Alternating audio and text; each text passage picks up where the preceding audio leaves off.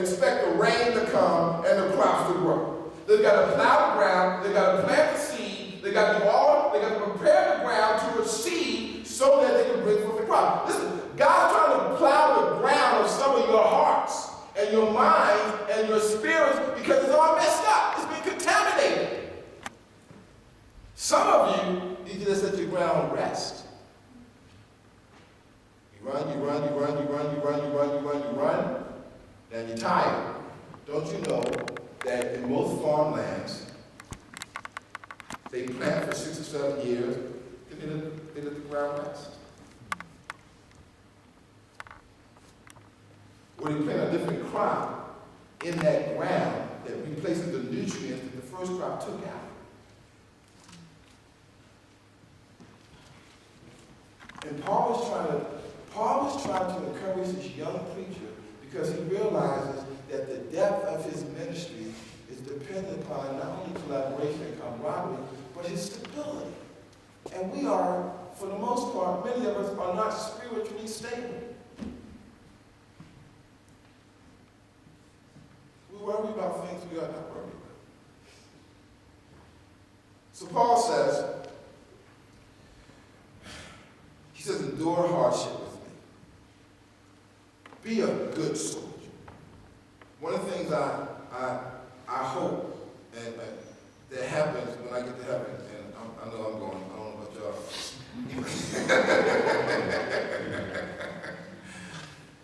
is I want the Lord to say, well done, good and faithful servant.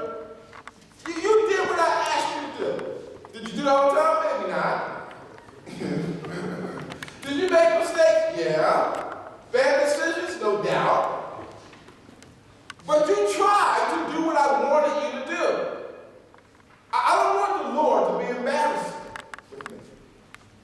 I want him to be able to say, you really had a hard head down there, but I know you. Because he's going to say that. I know he had a hard head. I know that. I know me. Right? One of the things I'm very clear about is there is nothing about me that God doesn't know.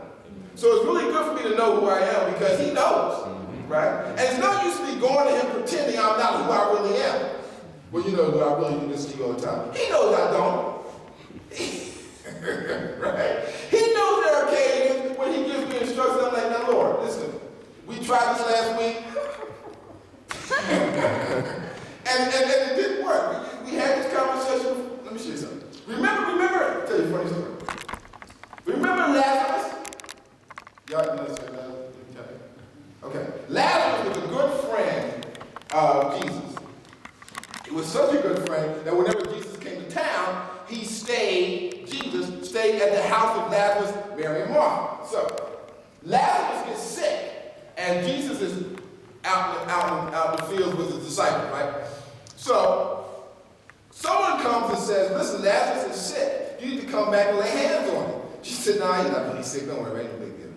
Lazarus dies. Now the whole town is uproar because Jesus didn't come back because, he said he was sick. But Jesus knew he was going to die anyway because he's God. He's going to come back and heal him, bring glory to himself. But anyway, what I want to show you is they tried to stone Jesus before he left Lazarus' house. Talk about this last week. They tried to stone him because he didn't fit. Because he didn't behave like everybody else. But Jesus was very clear that he couldn't die by stoning. He had to die on the cross. So he goes away, Lazarus dies. Now he's in the grave for 4 days. Jesus comes back to town. And the disciples said, wait a minute, Lord, are you kidding me? They just tried to kill me. Are you really going back? Yeah, I'm a soldier. Yeah, I'm going back. First of all, I came to die on the cross. Therefore, they can't stone me to death. Second of all, you know what I'm saying to you? Listen to me. I'm going to say it again. You didn't get that. Right there. Jesus knew from the beginning of his ministry that his death would occur on the cross. Therefore, there wasn't going to be a drive-by. There wasn't going to be a stone-by. Probably ain't getting a stone-by. No, a chariot by maybe, whatever. Okay? He knew that until he got to the cross, until it was on the Golgotha, he could not die. Why? Because his commander-in-chief had told him, follow my instructions. And what I'm trying to get you to understand is that God wants you to follow his instructions because you're not going to die or lose your stuff until it's time.